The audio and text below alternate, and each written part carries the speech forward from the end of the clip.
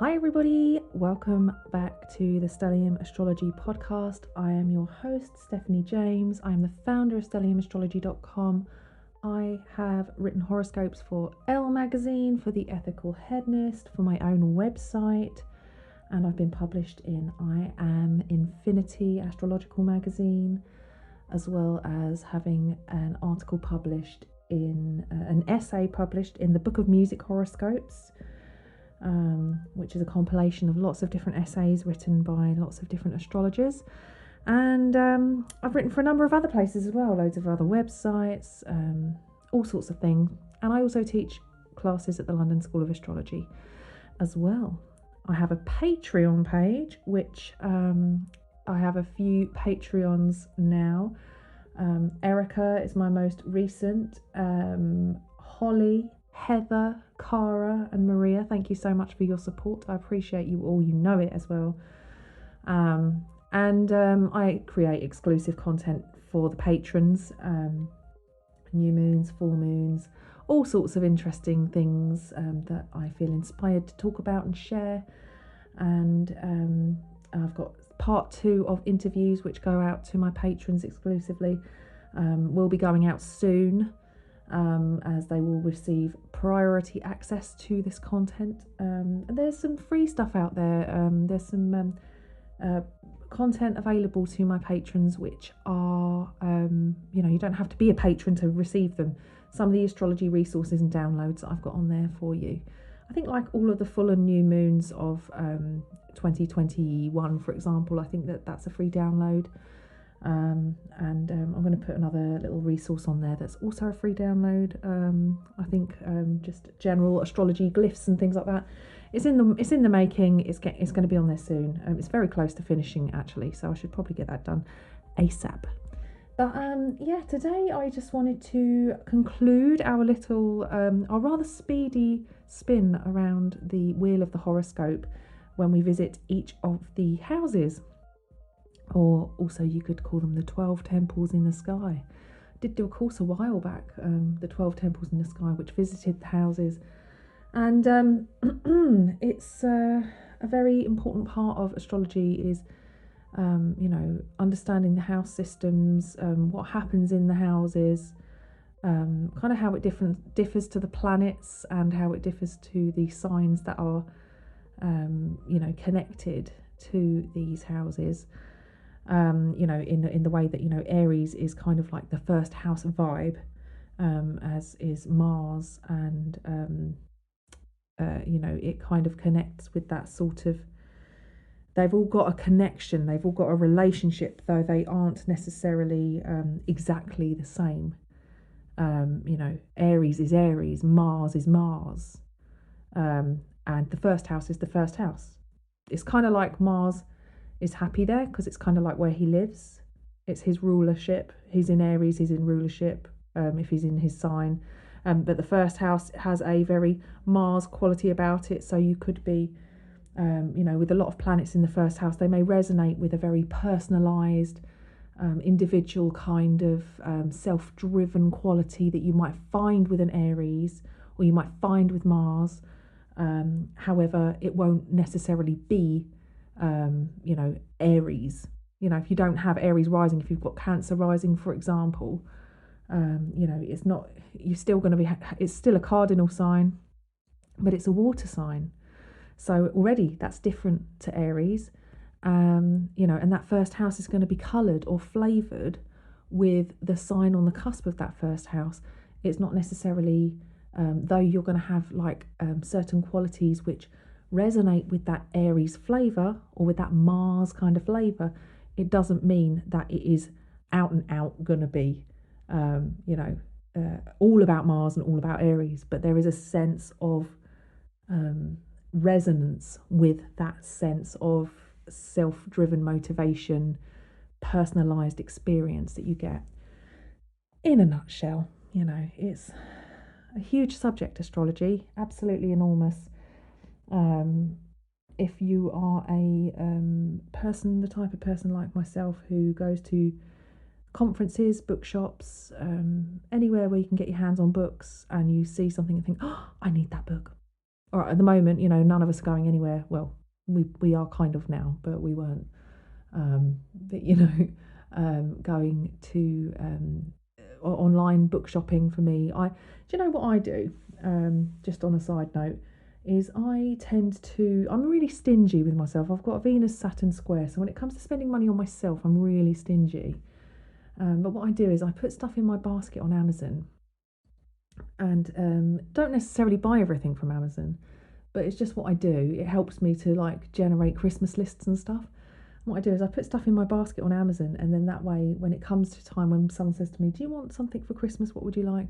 I can say, "Oh yeah, I've got this list of books. Pick one."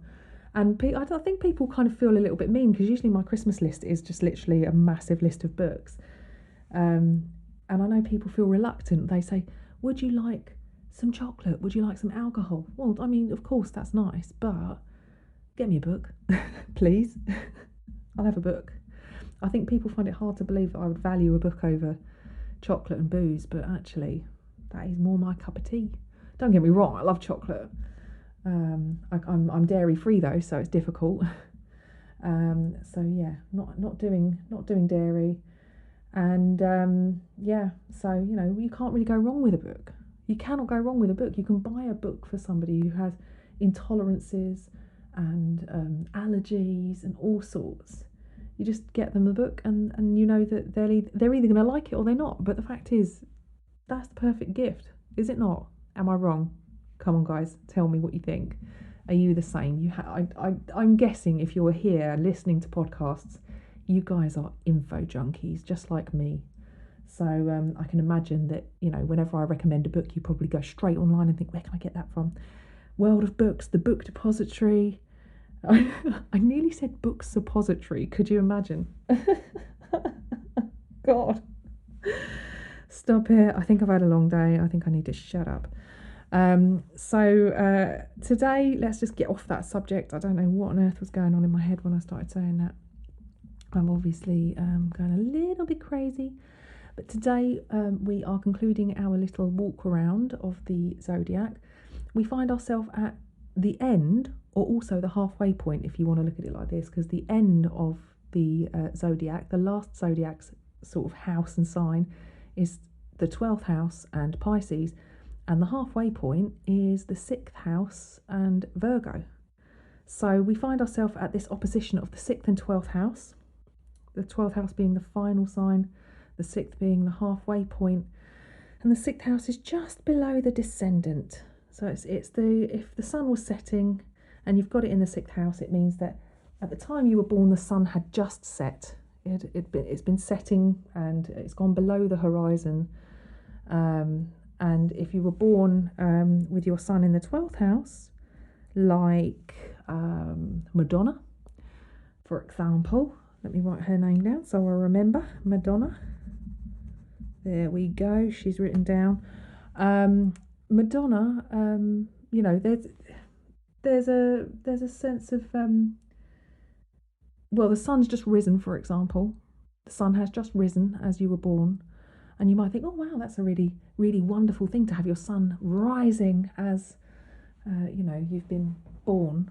It is kind of it's a very celebrated sense of part of the day. Sometimes it's quite romantic, isn't it?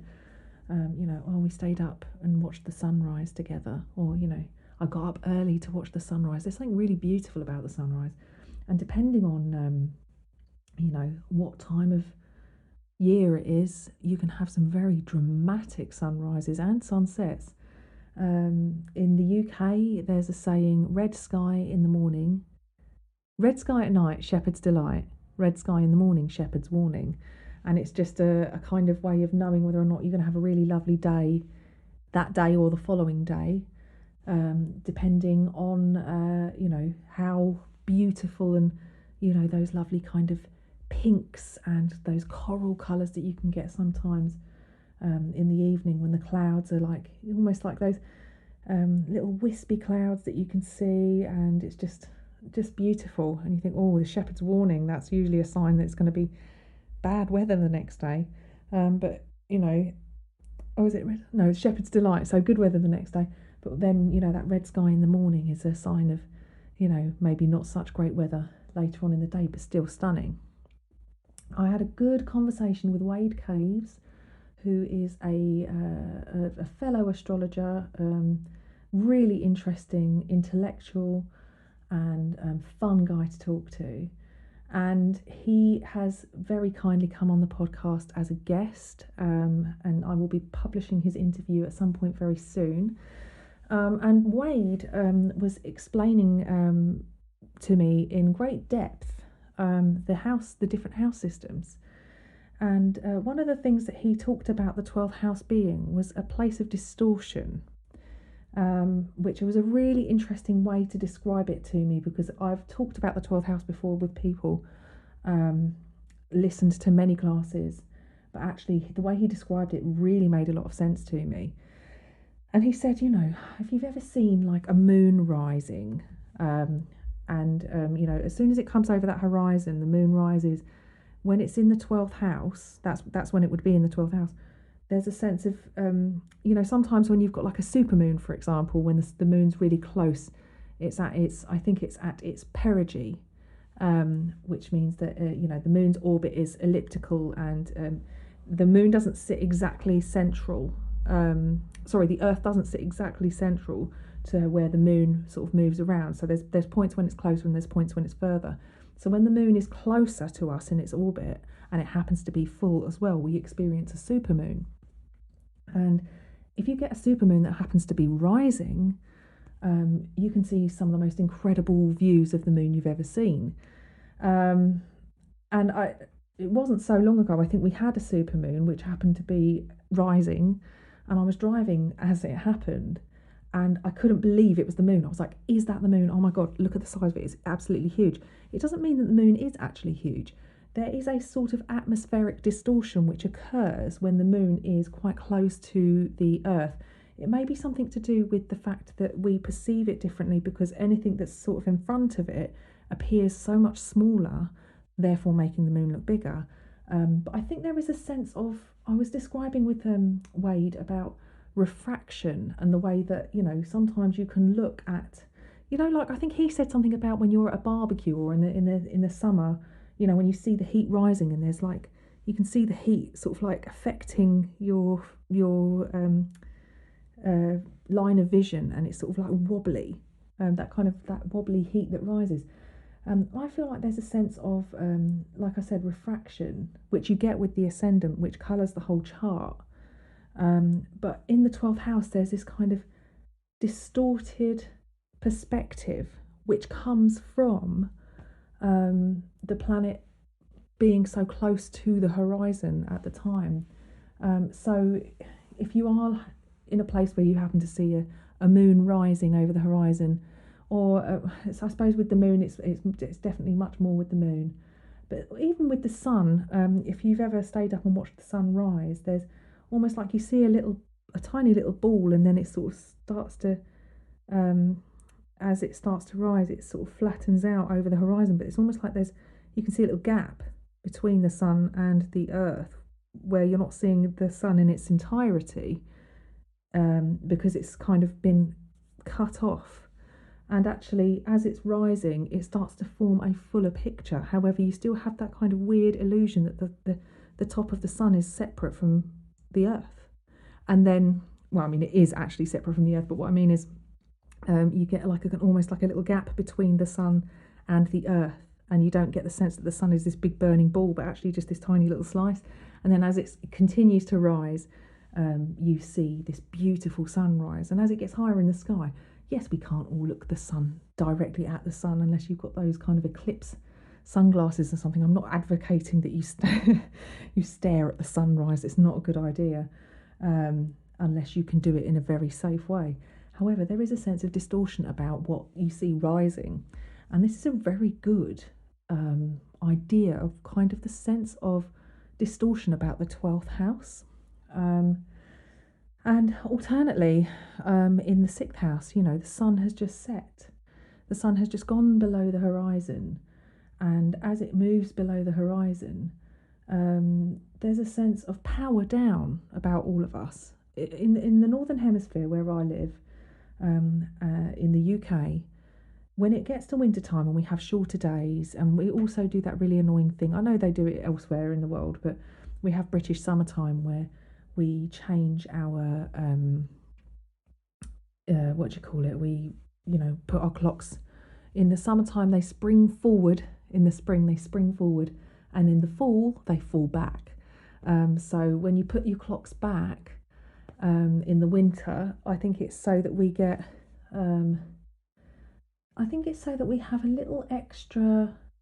Is it so that we have an extra hour of daylight in the morning, so that for the school children going to school, it's safer for them to cross roads and things like that? Makes logical sense.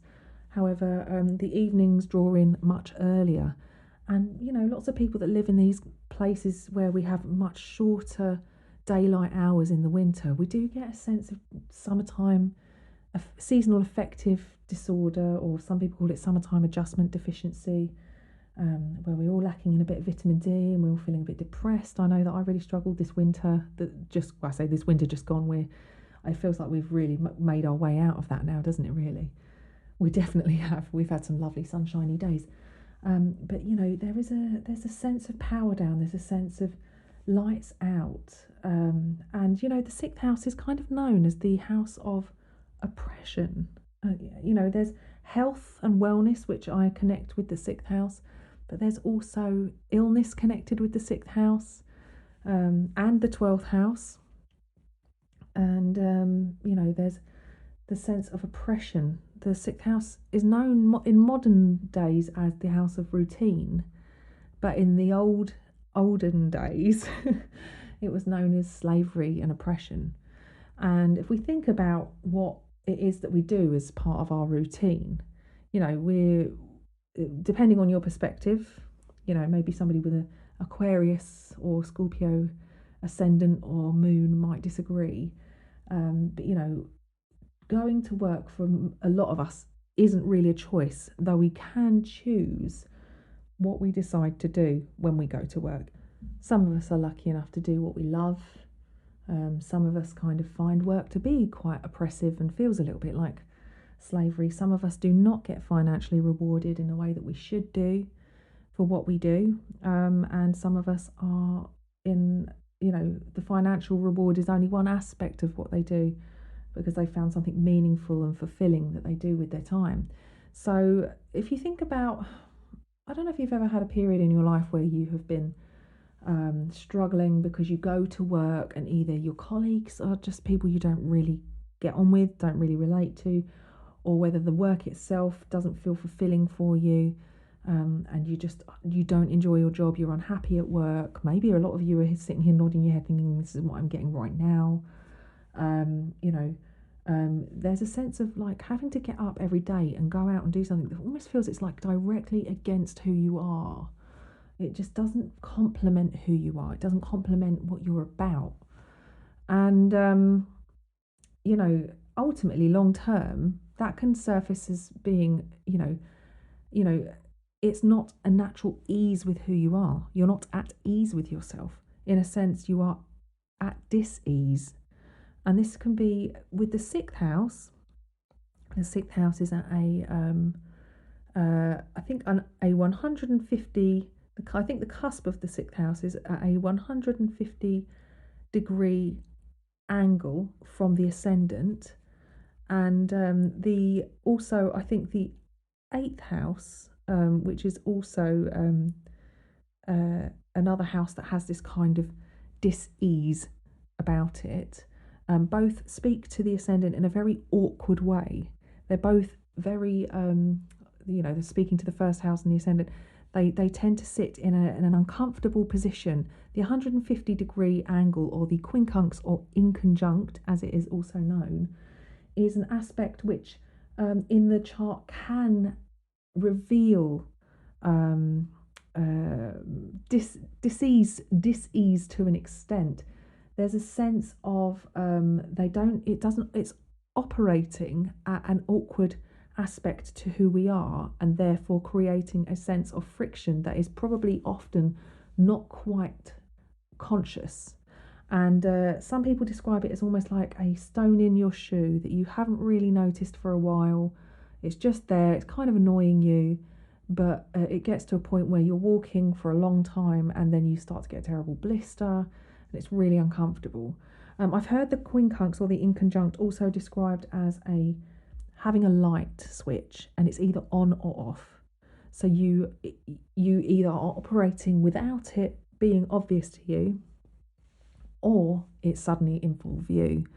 So if you think about the positioning of the sixth house from the ascendant, it's in a difficult place. It's not necessarily complementary. And usually anybody who has planets in the sixth house find themselves almost on maybe a bit of a treadmill when it comes to life and what they're doing. There's a particular focus on health and wellness because, as you know, with Virgo and Mercury in Virgo, that the kind of passive expression of Mercury being that it's much more internalized and it's about discerning what's good and what's not for the body, or what's good and what's not, what's needed, what's not needed in general. However, there is a sense of with Virgo, it's quite bodily. It rules the digestive system down towards the top of the kidneys, where we have the purification process before we expel fluids from our body. There's that aspect of the sixth house which relates to health and wellness. But like I said, it doesn't mean that just because you've got planets in the sixth house, it's Virgo. It doesn't mean that. However, there is that kind of sense of, well, here's where we think the health aspect relates with that kind of difficulty with relating to the ascendant, which is your vitality, which is your kind of the life, the essence of who you are, being conflicted by the positioning of the sixth house, which has been known as the house of servitude and oppression, which, if you think about your daily routine, if it's not a fulfilling one, then you're going to be depressed. Oppression can lead to depression, that sense of a lack of ease with oneself, a lack of ease with being able to express oneself fully and completely. Now, I'm not saying that everybody who has a natal chart with planets in the sixth house is going to be oppressed and depressed and struggle. That's not the case. We all have a sixth house, and we all have a planet that rules the sixth house. So where is that planet in your chart? What is on the cusp of your sixth, and where is the planet that rules that? If you've got a planet that rules your sixth house, which happens to be in your 10th house, it might be that you have a job where you kind of started off doing little things that weren't really very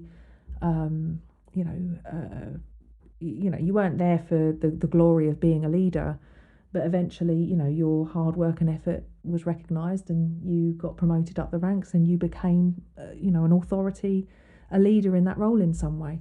But there is a sense of, work is very much implied with the sixth house.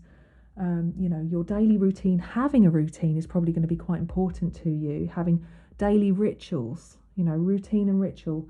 8th house is a ritualistic house as well, like I said, and there's that sense of,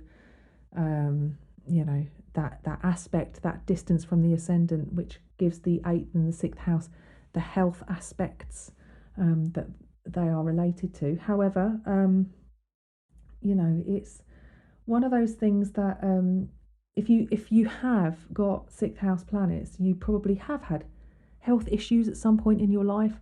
I knew a guy who was a Pisces, sun in Pisces in the 6th house. He was very creative, loved music, very artistic, very talented artist.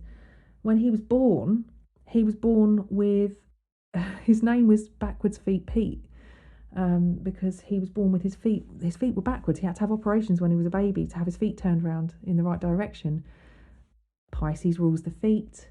The sun in Pisces was, perhaps the what was illuminated for him at the moment of birth. And when I'm not saying everybody with sun in Pisces in the 6th house is going to experience that, but there may be some kind of health or wellness or issue in life that connects with that 6th house experience. And yeah, he had a disability, but he didn't act like somebody who had a disability. He very much wore, he was proud. He was proud of that, and that's quite cool. And he never let it be a setback for him. He just allowed, he was who he was. No apologies. But everybody is, like I said, everybody's different, and not every single person with Sun in Pisces in the 6th house is going to be born with their feet back to front. It might be that somebody with Sun in Pisces in the 6th house, in order to work through the stress of their daily grind, may have to go swimming in the mornings. It might be something, or maybe they have to go for a swim after work, or maybe they have to go kick a football around as a way to get fit. And maybe the sporting aspect of that Pisces Sun, that can provide them with a sense of structure in which to build routine around. I've got Sagittarius on the cusp of my 6th house. For me, I have to do something meaningful, and it has to be something that I have to reach beyond. There's a sense of, for me personally, with my Sagittarius connection, I've got Jupiter, Uranus, my descendant, and Neptune all in Sag, and a lot of people are born with Uranus and Neptune in Sagittarius, so I'm not the only one.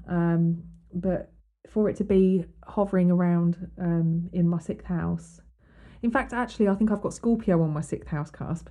I do, by equal. However, I do have those planets in my 6th house in Sagittarius, and there is a sense of having to do something really meaningful, spiritual, doing something like astrology for me, and having that kind of practice is a very good use of those kind of planetary placements. Having Scorpio on the cusp of my 6th house means that I am somebody, I've noticed this with jobs, I feel a sense of indebtedness. If I find a job, I feel like I have to give them everything, and I feel guilty if I'm not happy, and I want to complain about maybe I'm not earning enough money or something. Looking for other jobs, it's quite a feels like a betrayal. And when I'm into my job, I am extremely into my job, and when I'm not into my job, it's like I'm not interested at all. I'm a very all or nothing attitude towards work. And it can be said that I'm like that with health as well. Sometimes I'm fully into eating well and doing what I can to promote the fittest, lifestyle I can, healthy, walking everywhere, eating proper whole foods. And then I'm off the wagon and I'm just stuffing my face full of crap and just can't be bothered to exercise. And there's a kind of all or nothing about Scorpio, which if you find that on the cusp of your 6th house, you can be all about the routine and then not about the routine at all. And then paired with a Jupiter-Uranus conjunction in the 6th house, it's just routine kind of just flattens the inspiration that you might find with a Sagittarius, with Jupiter in the 6th house. That's quite nice, Jupiter in the 6th house. There's a sense of overdoing it sometimes with work as well. But with that Uranus there, it's kind of no, we can't do this. This can't go on. I need to change it up a bit. And it's one of the things that I find very difficult with my Capricorn Sun, my Capri Sun, and my 6th house stuff, is that there's a sense of my Capricorn Sun wants structure and routine, and my 6th house just says no. So you might find, what have you got in your 6th house that conflicts with your Sun? What is it that you struggle with? That it's almost like there's areas that you sabotage yourself. There's a great book. Oh my gosh, what's it called? Oh gosh, I think it's called The Development of the Personality by Liz Green. Let me write that down so I can find it and I can put a link. Development of Personality. I'm pretty sure that's the name of the book, and it's by an astrologer called Liz Green. Sorry, I just bashed my mic there.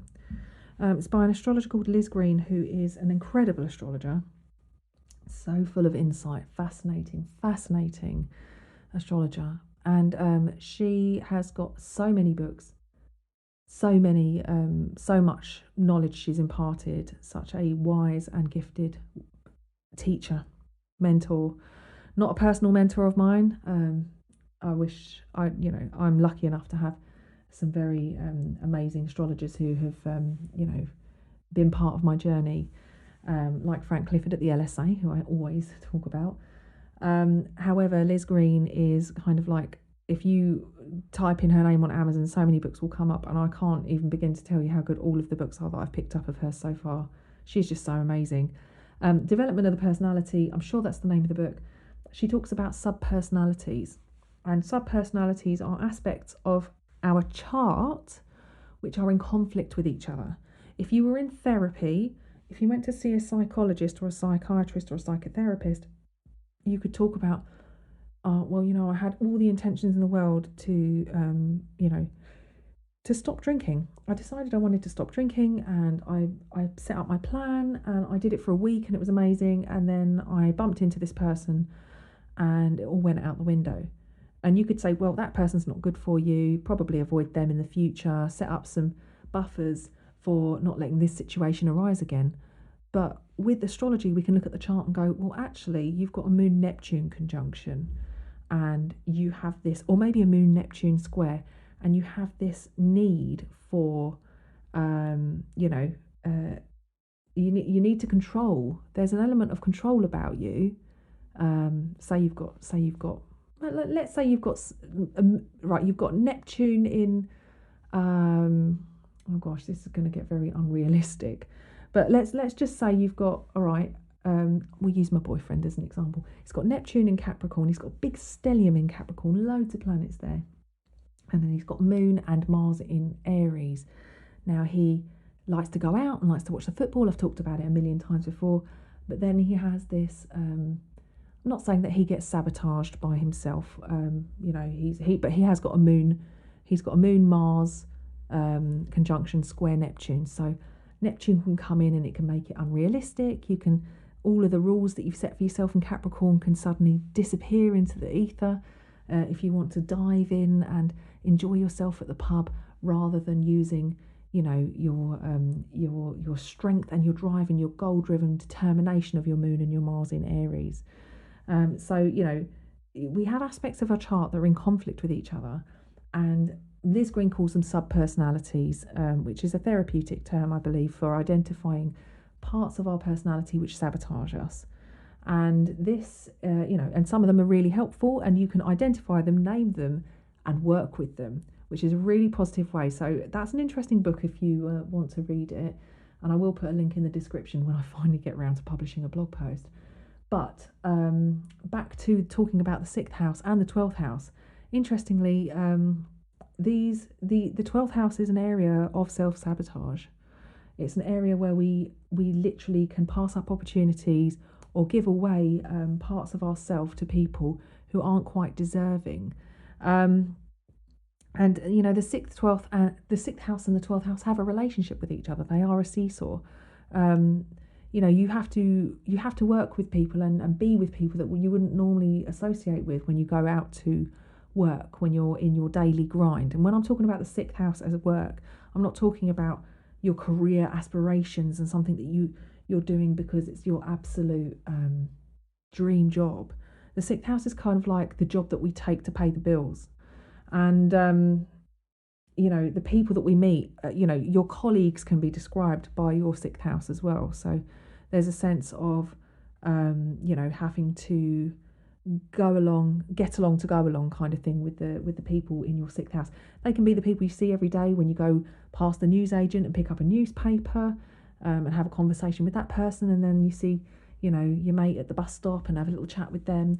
It's almost like the people that you see, the people in your routine, the people that you see on a 6th house basis are the people who are part of, I don't know if you guys ever had this. I know my boyfriend's told me he does it, and I did it too, is when you're going to work and there's somebody that you're actually racing. He's Moon Mars and I'm a Moon Mars as well. He's Moon Mars conjunction and I'm a Moon Mars square. And it's funny because I have this too, where if I'm going to work and I see somebody that I see every single day, I can judge how late I am based on where they are on the road. And sometimes if I know I'm on time and they are way behind, I'm like, they're going to be late to work today. And my boyfriend does the exact same thing. He's like, oh my gosh, he's here already. I'm late. So you're like having this little secret competition with somebody that you pass every day. That person that's in passing with you every single day is part of your sixth house daily routine. My sister's a bit of a weirdo, and she actually fabricates entire backstories for complete strangers. I told my boyfriend, and he was like, she's weird. And I was like, I know she's weird. But there was a guy that works at the local petrol station, and he looked a little bit like Steve Martin. So her and her husband called him Steve. And we'd see him like all the time. Like he'd be at work and he'd be sitting down having a little cigarette, and you think, oh, what's he up to today? And I wonder what's going on in his life. And my sister just has this whole idea about him, and like, this whole backstory for him. And one day when I was on the bus, I saw him and he was wearing this hat that said Antigua. And I was like, oh, Steve's been on holiday. So I like sent my sister a message and was like, Steve's been on holiday to Antigua. He's got a hat on that says Antigua. And she was like, he's been gone for ages. We were so worried about him. This guy has no idea. Literally no idea. It's weird. I know it's weird. It's a bit of fun. But there's another girl that my sister used to get on the train with on the way to work. She used to be in the same carriage. And she'd look at that girl every day and think, I wonder what she does, and I wonder where she goes. And my sister's obviously very, a bit like me, a bit of a people watcher, but she's got a Pisces ascendant, my sister, so she's a bit more, maybe a bit more creative about her people watching. So just a funny little tidbit there that I thought I would add. But that is a very sixth house thing as well. Not necessarily creating entire lives and fabrications and backstories for people that you meet, but at least having those familiar faces that you see when you're doing your thing. Moving into the 12th house, like I said, it's a place of distortion. It's a place of undoing, actually, self-undoing, self-sabotage. I've described the 12th house as kind of, if you've got a planet in the 12th house, it's almost like somebody's rung the doorbell, which is kind of, I look at the ascendant as the front door, and you open your front door and look out, and what you see is your ascendant perspective. But what's in the 12th house is that thing that's lurking behind the door. Say your door opened outwards. There's something behind the door, you can't quite see it. It's not in full view. And it's a bit difficult to kind of connect with what's going on in the 12th house. And, who could be loitering behind your door that you can't see? It could be that you, it might be nothing at all, or you could have somebody there who, was actually sizing your house up. I've got a great example, another one. Where I grew up in South London, my mum and dad live in a cul-de-sac, and they live right at the bottom of a hill. And there's a fence, and next to where I grew up, there's a great big. It used to be in a huge allotment, and then they found a lot of lead in the soil, so it just then became they call it a meadow. It's not really a meadow. It's just basically a plot of land that's just a bit green, leafy. It's quite nice considering it's South London. There's not many green, leafy places, really. So where I grew up, it almost had a bit of a country vibe about it. But my fence for my back garden was short enough that people would jump over it. And sometimes if it had ever snowed, you'd see footprints from our alleyway going through the back garden and over the fence, where people would take a shortcut rather than having to walk up to the corner and then left and down, which is incredibly lazy. It really didn't I would imagine it's way much more effort. So unless somebody was like trying to make an escape and be unseen, that's the way they did it. However, there was an occasion, I believe it was my sister, who opened our front door and stepped out. And when she looked to her left, there was somebody standing right outside our fence, outside our brick wall, in the allotment, in the meadow, but literally standing right next to our front door. And my sister was like, oh, hello. And I went, hi. And she was like, what are you doing there? And I was like, oh, I was just passing through. But there was no way that they needed to be there, because it wasn't even a public byway. It was like full of like raspberry bushes and stuff. There was no need for him to be standing there. But for me, when I think about that 12th house thing, that's where you can have the lurkers, almost like the internet lurkers, the people that don't like to show themselves. They don't like to reveal themselves in their entirety. They can be spying. It can also be the people that hang out with you, and they are your people, they're your mates, but actually these people have a secret agenda. and it may not be conducive to your then they're not particularly interested in how it will impact you, more that they're sort of taking, sort of like energy vampires or people who are conning you in a little way, in a strange way. So the 12th house can be known as the house of secret enemies. The 7th house is the house of public enemies. So, people that are known that you don't get on with. Your relationships, good and bad, are displayed by the 7th. The 12th is a little bit more distorted, like I said, a little bit more difficult to grasp. The 12th house is also a place where there are no boundaries. So we struggle. You could almost say my sister with that guy at the petrol station. It's a little bit of a strange 12th house thing going on there with my sister. And she's got very late degrees of Pisces rising. So she's got a strong Pisces flavour there happening on her ascendant. And, most of the sign of Pisces is way back in her 12th house. So she's probably connecting a bit with that already risen Piscean quality, which Pisces is already quite an unboundaried sign, but to be sort of like, hanging around in the 12th house in that way is probably going to be incredibly unboundaried. Kim Farley, a teacher at the London School of Astrology, and I think a few other astrology schools as well, on one of my first classes with her, described the 12th house as the state in which we return to our source. So you could put an ice cube into a glass and watch it melt back into being just water. And that is a kind of 12th house essence. When we step into the 12th house, we lose our sense of boundaries and we are connected to everything. We are suddenly part of something bigger. We are caught up. I think of the film Titanic when I think about this. All of those people at the end when the boat, spoiler alert, the boat sinks. And, there's all these people just in the water. And it just, looking at them all, they're all in the same boat. And, it's just, they're in this ocean. They don't know where they are. They're completely lost. It's complete chaos. It's freezing. And, they're just floating in the sea. They've all got they're all in the same boat. They've all got the same problem, and it's a bit different. I mean, you can almost say that's a bit of an 11th house experience because they were all part of that together. However, a 12th house experience is slightly different because with the 11th house, there's a sense of individuation. There's a sense of independence from other people, but you come together to share your individual gifts. Whereas with the 12th house, there's a sense of we are all one.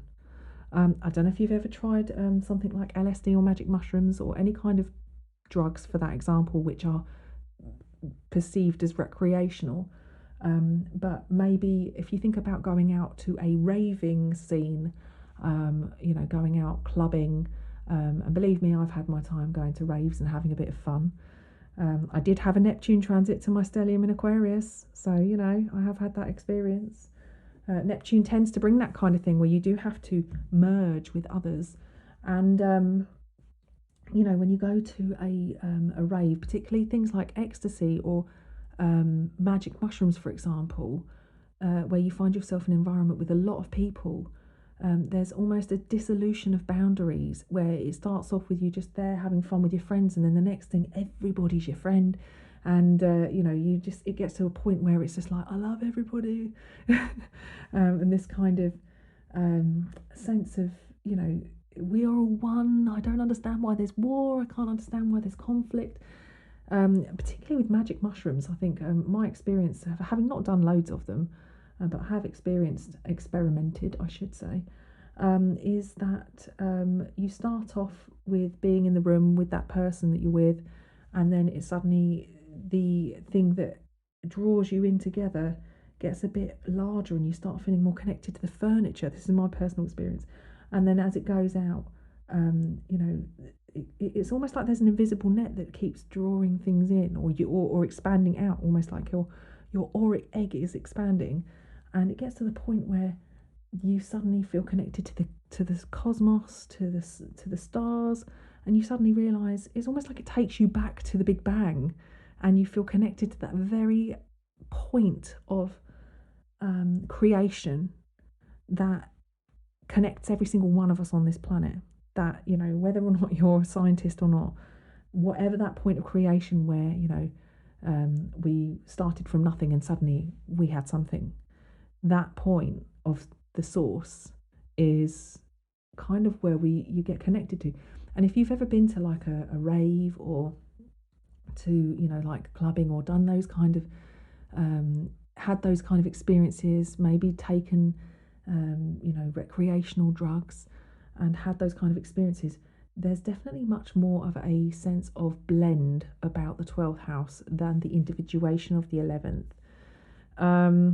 And you know what? There's experiences and places. So like with a 12th house place, you could almost say that, for example, you could say where you've like a lack of identity, a loss of individuality about the 12th house. So if you think about the individuality of the first compared to the lack of individuality about the 12th, it may be that, you know, you could have joined the army and suddenly you're part of this thing where you are not really an individual anymore. You are a number, and you know, you go out and you do what is asked of you. They kind of break your ego a little bit so that you don't have this, well, what about me? I don't want to do that. You can't. You just have to follow orders, and you know, you have to wear the same thing. And you know, it's like, you know, the army's quite a you know, joining up with something that is bigger than you, fighting for something that is bigger than you. Or maybe going into hospital. You know, I said about the illness aspect of the 12th house. You know, there can be, hospitals can be insinuated where, you know, like you think about going onto a ward. When my mum was really ill, I had Jupiter going through my 12th house, just getting ready to cross my ascendant, and it was just when I joined astrology school, and or just before, I think, or was it just during? I can't remember now. I think it was just around the time.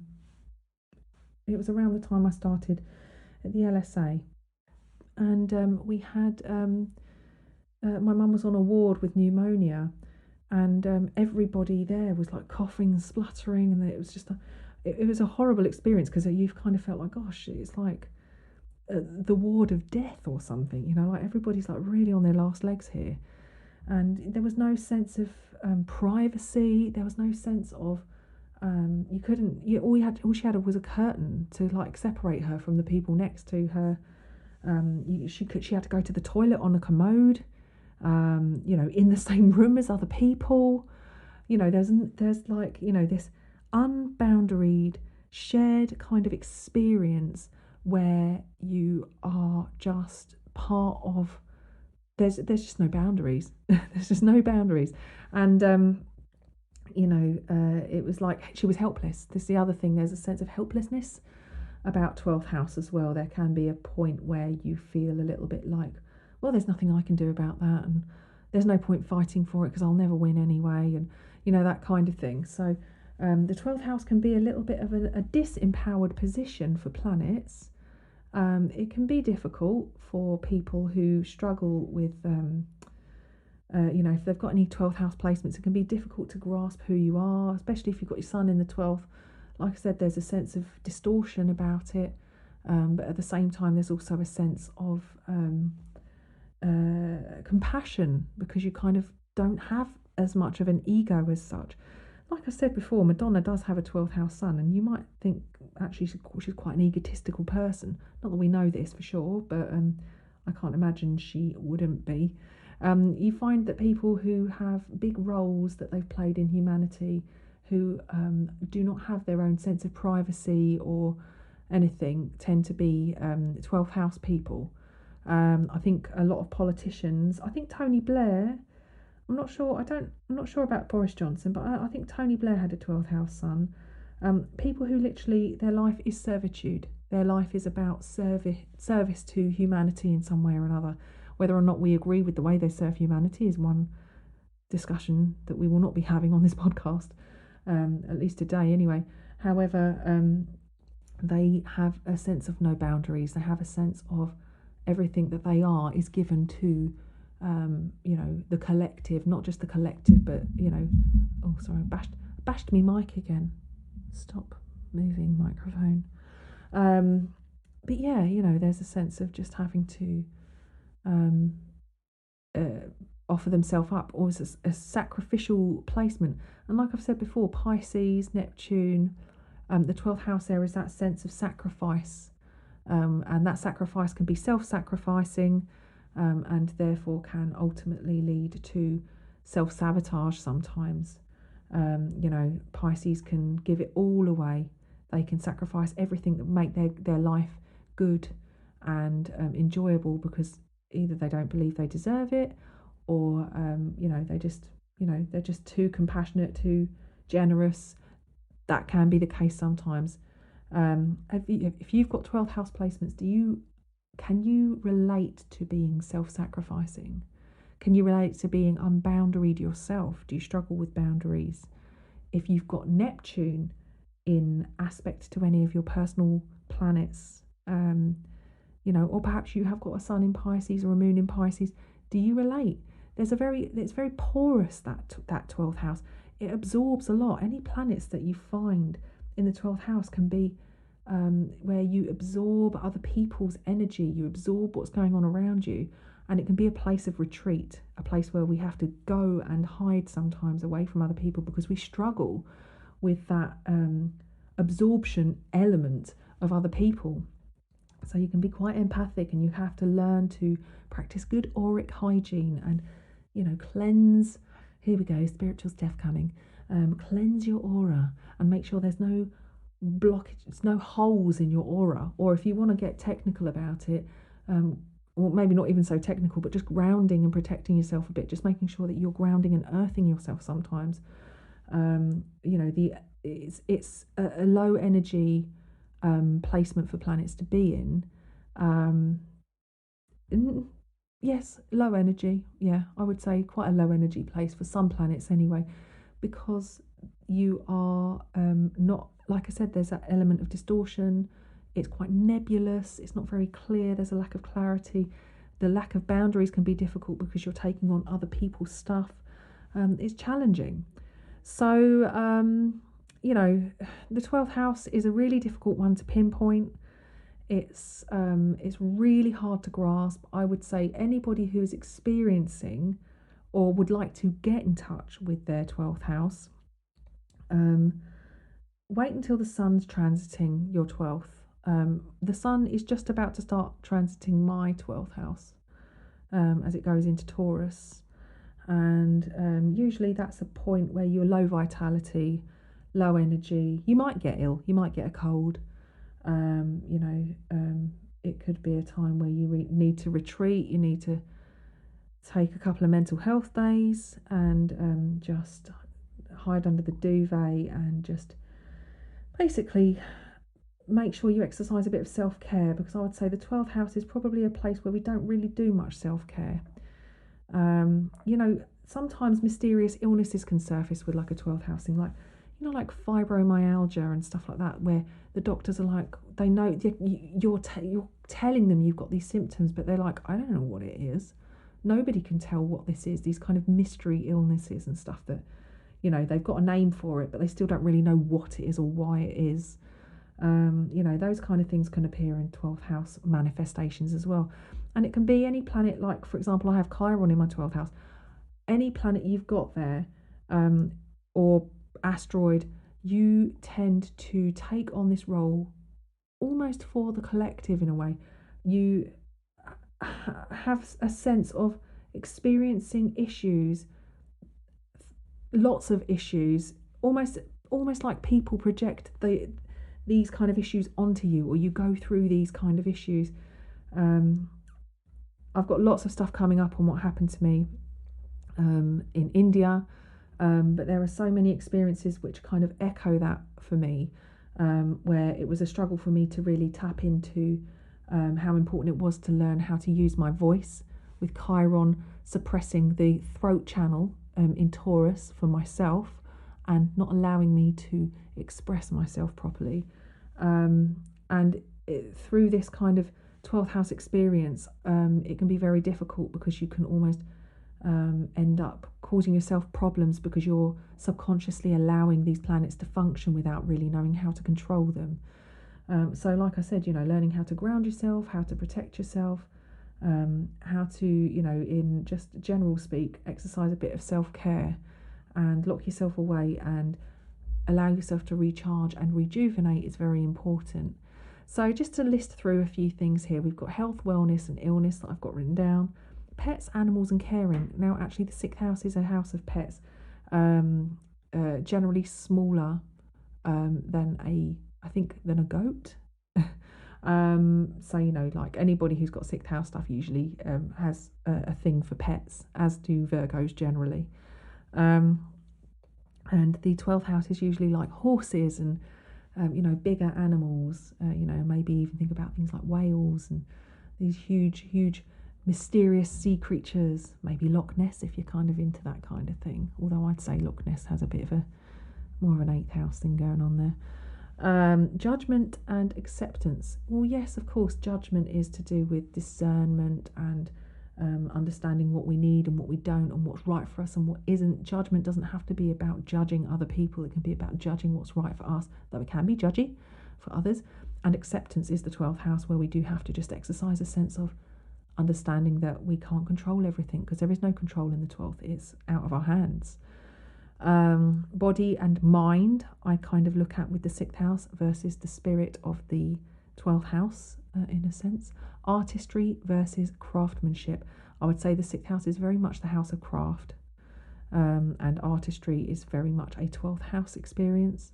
Servitude versus sacrifice. Definitely 6th house, where we have to serve, and the sacrificial element of the 12th house, or also the sense of resignation of the 12th house.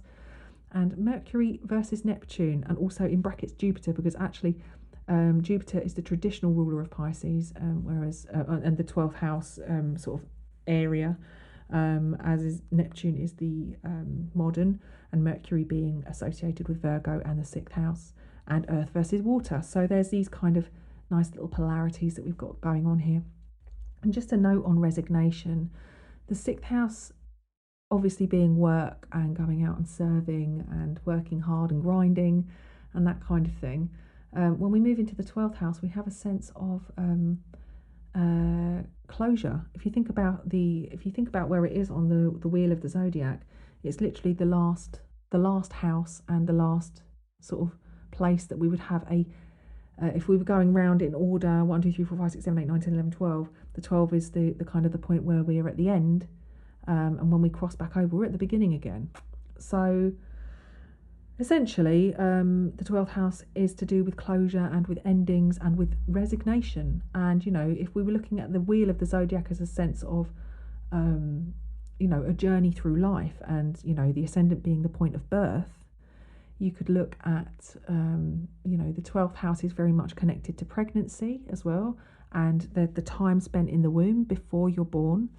And some might say that, the ascendant or the 12th house could be almost a sense of reincarnation about it, whether or not you get on board with that kind of thing. I've seen some really interesting cases for reincarnation in astrology. I'm not, like I said before, I don't feel like I'm a particularly woo-woo person, but I found it really interesting.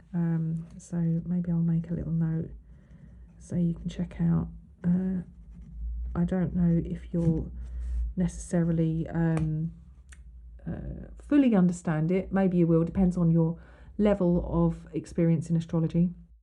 I think it's pretty easy to grasp, but I'll put the video up of Maurice Fernandez, who did a talk on reincarnation when I went to India. I watched it live and it blew my mind. I just thought, wow, what a cool talk, and brilliantly put across. I loved it. But yeah, the 12th house is kind of like where we kind of almost give up and allow ourselves to be absorbed back like that ice cube into the water. Say goodbye, it's time to dissolve, and it's time to say goodbye and go.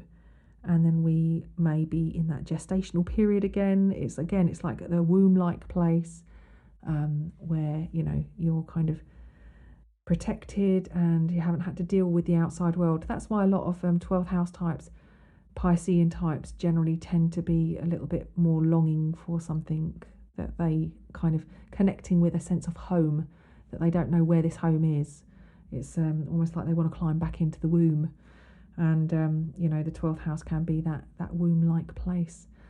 So and then we cross back over the ascendant. We're back at house number 1. So that was kind of a quick way of doing the houses, because we did 2 per episode. I've got some really cool quotes actually. Where is it? So yes, I've got here just I've got a few notes actually that I've got here. So often when I think about Virgo and being mutable earth, I think of like sand, actually, and like the way that sand dunes can be blown about.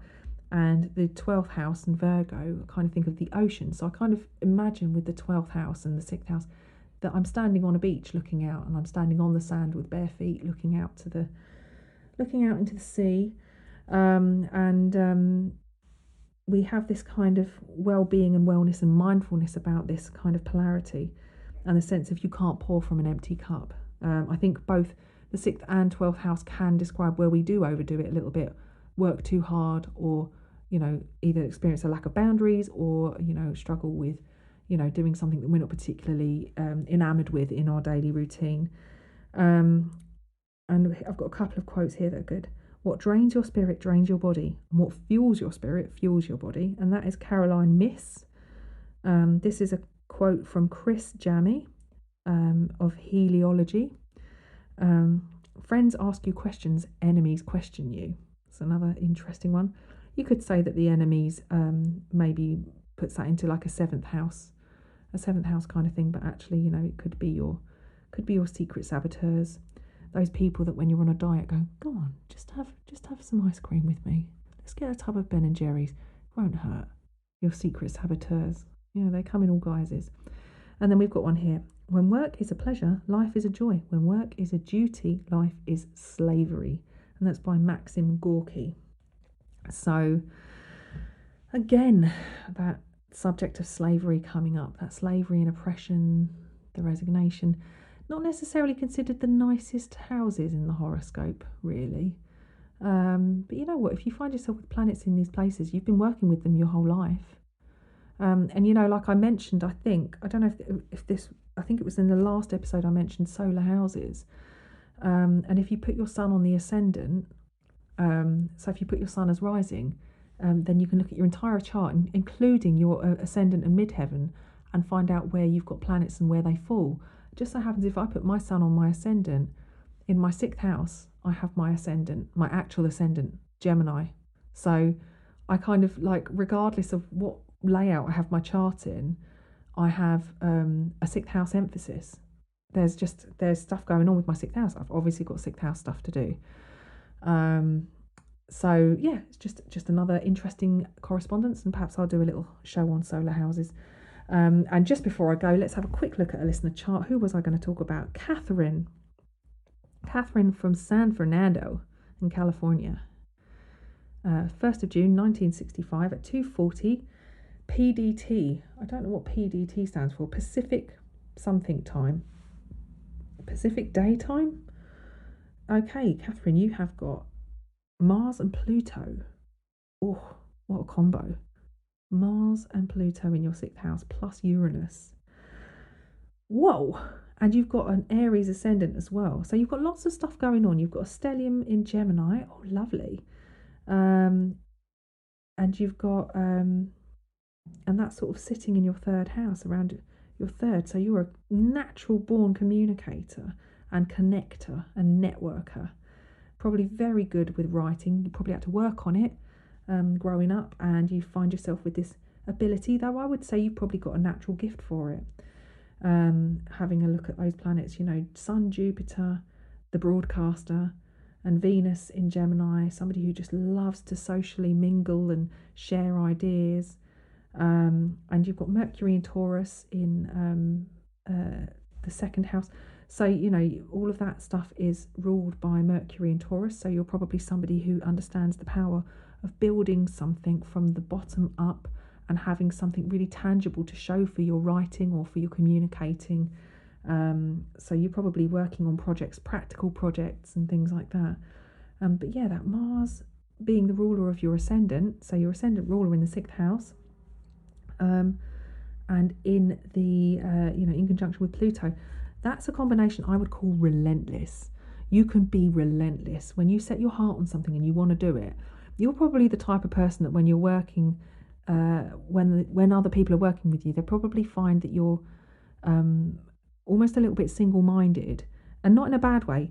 If they put you on a project and they say, right, okay, we want you working on this, it's they put you on that project because they know that you've got that the Gemini stellium, so you're able to juggle. But when it comes to focusing your energies on a project at work, for example, you could really almost get obsessed about it and drive all of your energy and time into making sure that it's done and done properly. And it's in Virgo as well, so this is the digger for the detail. You are the devil. The devil's in the detail for you. Detail orientated, analytical work that requires focus, probably competitive. There's a lot going on in your 6th house, and you've got Uranus there as well, so that's another one that's a bit like you probably get given something, or in your daily life, what you end up wanting to do is you probably get sucked into doing things kind of obsessively. Even though you know that you've got a plan and you want to stick to this certain plan, and you might have other ideas of things to do, it may be that you wake up with an idea in your head and everything else goes out the window, because Uranus is just going to be like, well, I'm going to do what I want to do. So that's interesting, having those 3 planets sitting there in your 6th house, creating quite an intense burning desire to not only do what you want, but do it your own way. It's very I'm going to say it's quite headstrong. I think you're quite difficult to manage in a career sense. I think that you probably are naturally good at leading people because you are very driven. I feel like maybe you might struggle to delegate a little bit. I don't know. That's what I'm seeing here. But opposite all of that stuff going on in your 6th house, you have Saturn and Chiron in your 12th house. So this is a struggle, because Saturn's a bit of a fearful planet. Chiron is an asteroid which kind of describes, I know somebody else who came to me for a reading, and there was a sense of collective, picking up on some kind of collective suffering, or a kind of sense of ancestral inheritance. Interestingly, the person that came to me who had this combination in their 12th house was Jewish, and they'd obviously had relatives who experienced the Holocaust horrifically. So she'd always had this sense of knowing about this kind of collective suffering in some way. But Saturn rules your midheaven and your 10th house cusp. So there is a compassionate edge to what you do in career. You have to do something that is there's a sense of servitude. I think that you're a real fighter for the underdog, and you're really naturally gifted at helping people who struggle to find their voice and helping them to articulate what's happened to them, perhaps. It's an interesting combination. You've got a lot of squares in your chart as well, a lot of extremely dynamic, burning hot energy. I just see sparks. I feel like you're somebody that really can provoke people and push people, but at the same time I see a lot of conscience here. I feel like there's a sense of, you're kind of like the person that picks on the people that pick on people. I don't know, I'm not saying you're mean, definitely not, but I get a sense that you don't suffer fools gladly, and if you see injustice, I feel like you're the person that wants to fight it and rectify it. I feel like you're quite powerful. This is an amazing chart. All charts are amazing. Every time I look at charts, I'm like, oh, love this chart, because I just love astrology. But to see something so dynamic, there's just so much creative power here. And you've got your moon in Cancer as well, which is incredibly caring. Don't mess with my family. Do not mess with my family. I will take you down. Cancer moon, they love their family. Yes, they're emotional. Yes, they're sensitive. Underneath that hard shell, it's like a war crab. You're like a war crab. I can see you and the army of crustaceans stepping out across that beach that I was telling you, that 12th house, 6th house, sandy beach, and these crabs are coming out to go to war. perhaps the war that you're fighting is the ecological war against the disgusting mess of our oceans due to the littering and pollution. There's definitely a very compassionate message carried through your career point. It may have been inspired by your mum.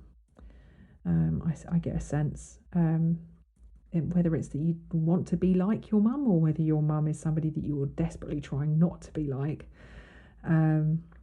However, I think it's a really interesting chart, and you're very much driven by, regardless of what it might appear to other people, there's a real emotional core that drives you. And if you get swept up in the emotional message, it's a little bit like those adverts that go out on TV where people are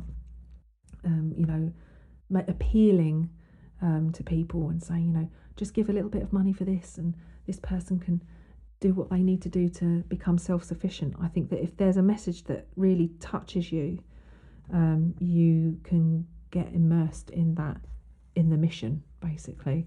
And that's the other thing I will say, is the 12th house is the house of mission. Missionaries, the people going out and spreading word. It's that kind of, there's a religious sense about it, or a spiritual sense about it as well, because we are connecting with that source. But I think that, there could be a real mission about having a cause to fight for. And I can see the war crab in you, Catherine. There's a war crab. I love it. I'd love you to tell me what you think. I'd like to hear what you've got to say. Send me an email, Stephanie, Stefanie, at stelliumastrology.com, and let me know. Anybody else who wants to get in touch, please do. I'm also on Instagram at Stellium Astro, and if you're enjoying this podcast, please subscribe, rate and review on iTunes or any of the platforms that you're listening on. Just, spread the love. If you can't leave me a review, then I don't know, share that you're listening, tag me in it. I love that. I really love that. And that's the end of the houses, and we'll be going on to something a bit different next. Take care, you guys, and I'll speak to you next time. Bye.